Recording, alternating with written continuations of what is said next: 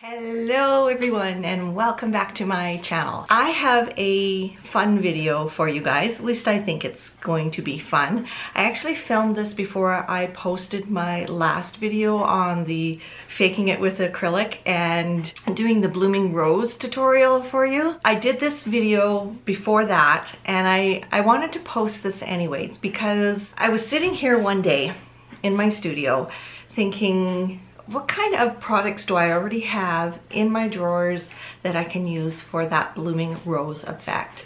So I just grabbed some stuff that was in my drawers that I already had, that mostly I got from the CNTC, and I thought I would try something a little creative for you guys. So I do want to make note that please forgive me for the beginning of the video. It is a little bit washed out and a little bit too close, so I apologize for that. I'm getting there with my new lights. I am trying to figure out what the right settings are for my camera and not to get that washed out look, so please bear with me.